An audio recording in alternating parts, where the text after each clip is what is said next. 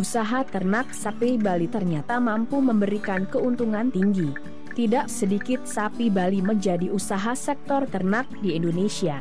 Apalagi mengingat banyaknya keuntungan yang bisa kita dapatkan dari usaha ternak tersebut. Sapi Bali merupakan sapi asli Indonesia yang berasal dari Pulau Bali. Asal-usul sapi Bali ini adalah banteng, Bos Sondaicus, yang telah mengalami proses domestikasi atau penjinakan selama bertahun-tahun. Proses domestikasi yang cukup lama diduga sebagai penyebab ukuran tubuh sapi Bali lebih kecil dibanding dengan banteng. Sapi Bali jantan dan betina dilahirkan dengan warna bulu merah bata dengan garis hitam di sepanjang punggung yang disebut dengan garis belut. Setelah dewasa kelamin, warna sapi Bali jantan berubah menjadi kehitam-hitaman, sedangkan warna sapi Bali betina relatif tetap. Pada umumnya sapi Bali tidak berpunuk, keempat kaki dan bagian pantatnya berwarna putih.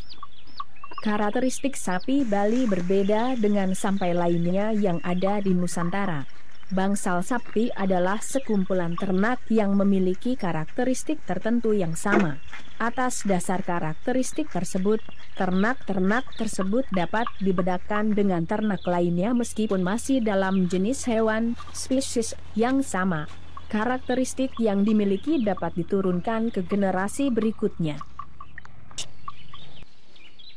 Dinamakan sapi Bali karena memang penyebaran populasi bangsa sapi ini terdapat di Pulau Bali.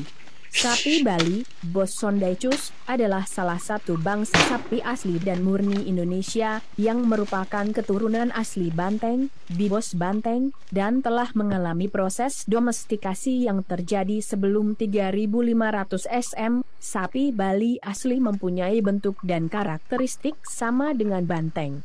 Sapi Bali dikenal juga dengan nama Bali Nesekau yang kadang-kadang disebut juga dengan nama Bibos javanicus, meskipun sapi Bali bukan satu subgenus dengan bangsa sapi Bos taurus atau Bos indicus. Berdasarkan hubungan silsilah famili Bovidae, kedudukan sapi Bali diklasifikasikan ke dalam subgenus Bibovine tetapi masih termasuk genus Bospi. Ini diduga berasal dari Pulau Bali. Karena pulau ini sekarang merupakan pusat penyebaran distribusi sapi untuk Indonesia, karena itu dinamakan sapi Bali dan tampaknya telah didomestikasi sejak zaman prasejarah 3500 sebelum Masehi. Sapi dengan populasi yang cukup banyak ini dibudidayakan oleh warga Bali. Bahkan banyak menjadi komoditas usaha penggemukan oleh masyarakat Indonesia. Karena alasan inilah peluang usahanya cukup terbuka lebar. Jika Anda ingin mencoba usaha tersebut sebaiknya cari tahu karakteristik jenis sapi, sehingga dapat mengembangkan usaha jauh lebih mudah. Keberhasilan tergantung dari pembuatan kandang usaha.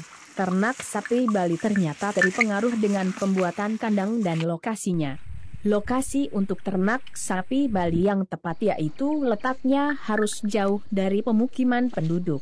Namun tidak akan menyusahkan Anda, sehingga masih tetap bisa dekat dengan akses kendaraan. Kandang sapi bisa terbuat secara tunggal maupun ganda. Semua tergantung dari jumlah ternak sapi yang Anda miliki. Kemampuan reproduksi sapi Bali adalah terbaik di antara sapi-sapi lokal di Indonesia. Karena sapi Bali bisa beranak setiap tahun, dengan manajemen yang baik penambahan berat badan harian bisa mencapai 0,7 kg per hari. Keunggulan yang lain bahwa sapi Bali mudah beradaptasi dengan lingkungan yang baru, sehingga sering disebut ternak perintis.